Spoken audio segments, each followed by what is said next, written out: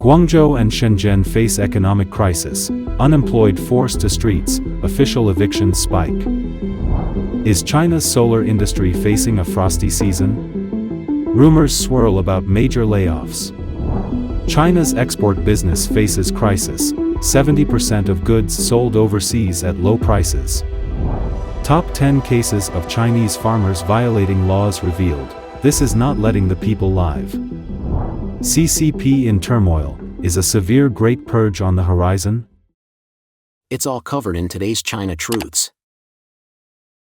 Guangzhou and Shenzhen face economic crisis, unemployed forced to streets, official evictions spike. Currently, China is facing an economic downturn, marked by the closure of numerous factories and shops in major cities like Guangzhou and Shenzhen. Migrant workers are grappling with unemployment, resulting in homelessness and eviction by local authorities. Mainland netizens highlight that the most pressing issue is not merely job search but the broader struggle of coping with widespread unemployment. The severity of the situation is evident in videos circulating on the international social media platform X. One video captures a substantial gathering of job seekers on Guangzhou's Qiaonan New Street, with the videographer expressing astonishment at the overwhelming situation and underscoring that Qiaonan New Street cannot handle such an influx. Another video, asserting that over 10,000 people in Guangzhou are unable to secure employment, further accentuates the deepening crisis. Additionally, footage of a commercial street in Guangzhou paints a grim picture, showing most shops along the entire street closed, with only a few pedestrians present in a desolate and dilapidated scene. Shenzhen mirrors the economic challenges seen in Guangzhou, as reported by a young man who previously worked in Shenzhen's Furong industrial zone. Upon revisiting, he noticed numerous empty factories and a noticeable absence of people. Many shops have shut down, contributing to a bleak economic outlook. The widespread closure of factories and shops has resulted in widespread unemployment, forcing many individuals to resort to living on the streets. Video footage from December 11 shows local enforcement agencies in Shenzhen clearing individuals who were camping on the streets near the Longhua bus station, eliciting a poignant response. The public is sharing information indicating that China's unemployment situation is dire, although official data obscures the severity of the issue. Mainland netizens are sarcastically emphasizing that the greatest challenge in China currently is not securing employment but coping with unemployment. They elaborate, stating, "Do you understand how challenging it is to be unemployed? Being without a job doesn't qualify as unemployment in China. There are specific requirements. Firstly, you must have urban household registration, rural registration doesn't count. Secondly, you need to have work experience and have contributed to Social Security for over a year. Thirdly, resigning from your job doesn't count, it is considered lying flat. It must be termination by the company, and you must obtain a termination certificate issued by the company, which is not easy to acquire. Fourthly, it must be continuous employment for more than 3 months. If you don't meet these 4 criteria, you are not officially considered unemployed, you fall into the category of flexible employment. This is why China has 200 million individuals classified as flexibly employed. Is China's solar industry facing a frosty season?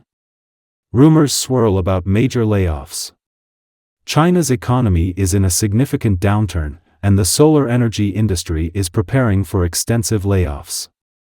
Recent widely circulated data reveals that more than a dozen solar energy companies, including major players, are grappling with production reductions, shutdowns, and employee layoffs across various provinces in China.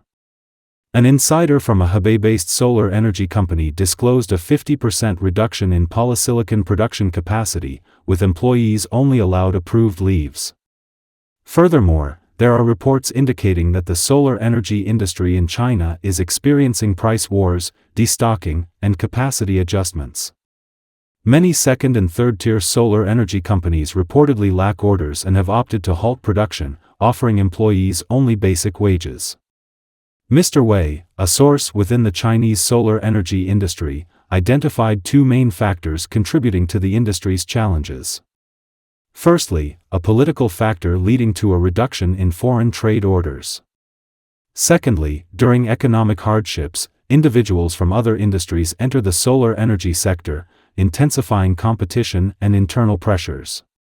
Despite the overall positive trajectory of the industry, profits and other aspects are declining, making mass layoffs inevitable. The next year is anticipated to be more severe than the current one.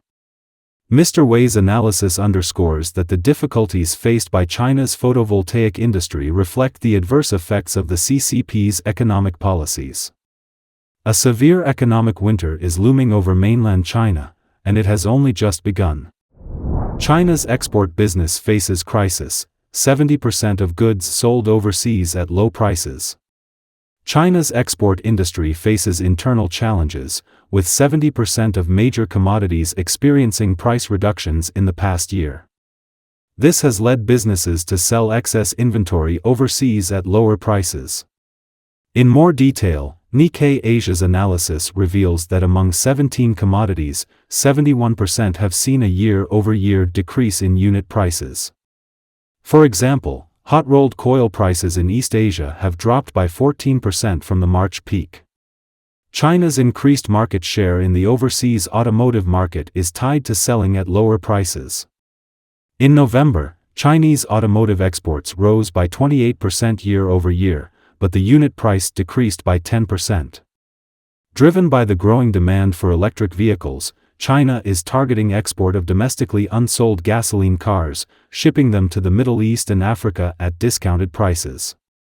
With China contributing to 50% of global crude steel production and over 30% of global automobile production, a strategy of low-cost exports could worsen global market conditions.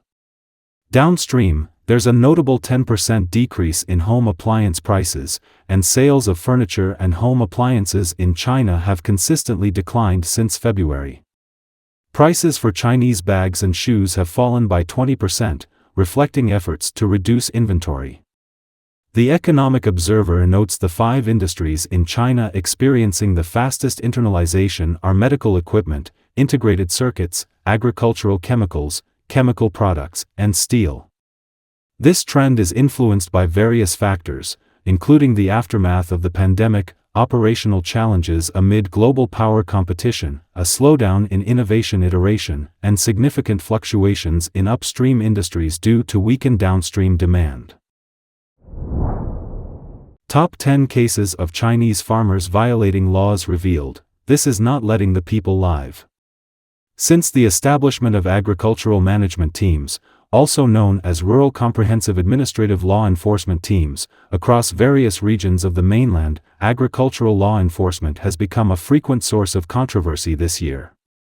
Rural China is now in disarray, marked by widespread grievances among the populace.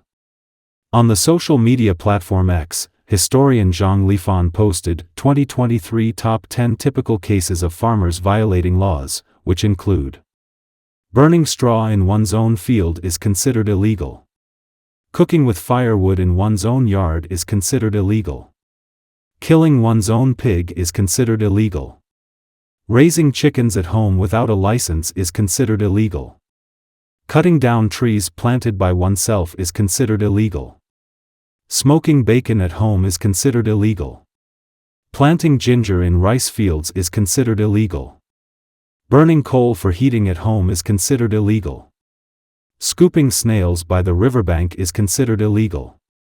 Riding an electric bike legally purchased on the road is considered illegal. The widespread implementation of comprehensive agricultural administrative law enforcement in mainland China has brought numerous wrongdoings within agricultural management into the spotlight. The whistleblower has asserted that this clearly doesn't allow the people to live. In 2022, an incident in Taizhou, Zhejiang, captured public attention as a farmer was fined 50,000 yuan, approximately $7,043, for slaughtering a pig at home, violating the regulations on the management of pig slaughter. On April 18, 2023, an online message circulated regarding a notice from agricultural management, stating that farmers are prohibited from letting cattle and sheep graze, and any such animals found will be confiscated immediately. This decision has triggered dissatisfaction and resentment among farmers. As winter approached, temperatures dropped below zero, and snowstorms hit many places. In a viral video, personnel from Xinghua Town, Shijiazhuang, Hebei Province, visited Mr. Lu's home and confiscated 1 ton of coal he had stored for winter. Mr. Lu asked, "You took away my coal. What am I supposed to do for the winter?" The staff replied, "That's not my concern." Overall, the strict law enforcement by agricultural management has ignited controversy and public concern, contradicting the official CCP claims that it primarily targets illegal activities harming farmers. In reality, the actual misconduct of agricultural management personnel in rural areas is widespread and persistent. CCP in turmoil. Is a severe Great Purge on the horizon? In recent months, reports of high-ranking officials mysteriously disappearing or dying in Zhongnanhai have become frequent, throwing the CCP into turmoil. As previously reported, an article titled, "Xi Jinping Conducts Stalin-Style Comprehensive Purge," recently published by the U.S. media outlet Politico, notes that since the inception of the anti-corruption campaign in 2012, hundreds of senior military officers and thousands of high-ranking officials have been arrested, gone missing, or purportedly committed suicide. Starting from the second half of this year, several Central Committee members elected during the 20th Party Congress have either been dismissed or have died. A general from the Rocket Force faced a dire situation, and multiple high-ranking CCP generals and officials overseeing the financial industry have died while in custody. Qin Gang, the swiftly rising CCP foreign minister, was revealed to have committed suicide or been tortured to death by the end of July. Former CCP Premier Li Keqiang passed away at the end of October, prompting strong public speculation about whether his death was politically motivated. Reports indicate that a Stalin-style large-scale purge is sweeping through China's highly secretive political system. Analysts contend that the CCP's political landscape is in disarray, with various rumors making it challenging to discern truth from falsehood. However, the undeniable fact is the large-scale purge within the CCP. Chinese-Canadian writer Sheng Shui remarked, "In fact, I think his purge is very chaotic, a complete massacre-style purge, like Stalin's methods." Stalin's large-scale purge at that time was also extremely cruel, resulting in the brutal persecution and false accusations of a large number of individuals. Moreover, he mobilized the entire state machinery, especially his secret police. Soviet historians found in security archives that at least 500,000 people were executed from 1936 to 1939. During Stalin's era, around 15 million people became victims, and at the time of his death, 12 million people were still imprisoned. According to Australian historian Li Yuanhua, during Stalin's Great Purge, millions of officials and ordinary people were involved. However, Xi's scale is different. According to public reports, at least nearly 5 million CCP officials were investigated from 2012 to 2022. Sheng Shui stated, "This purge clearly has not ended." Of course, people may say the death toll is not as exaggerated as Stalin's at that time. However, the deaths caused by his rule are far more than that. Just the deaths caused by a CCP epidemic, although it is still a mystery, should be extremely large. Analysts believe that the Chinese authorities are following Mao Zedong's Cultural Revolution path, conducting Mao-style rectification movements, and an internal party purge. Comparing Xi to Stalin is not enough because Mao Zedong killed many more people than Stalin. Mao Zedong's Great Leap Forward in 1958 resulted in a severe famine, claiming the lives of tens of millions of Chinese people. Not stopping there, throughout various movements in the CCP's history, approximately 60 to 80 million people died from unnatural causes, surpassing the total death toll of both world wars. Sheng Shui remarked, "Now, in all areas of the CCP, political, economic, and military fields, its personnel have all been purged, including the Rocket Force, and the Minister of National Defense has also been missing for a long time. The political, legal, national security, and public security fields have all been purged. In fact, he will surpass Mao Zedong. Observers believe that the CCP's political arena will face a more ruthless and bloodier large-scale purge. Don't forget to leave a comment in the section below to share your opinions on today's topic with us. Make sure to like and subscribe to see more interesting topics from China Truths.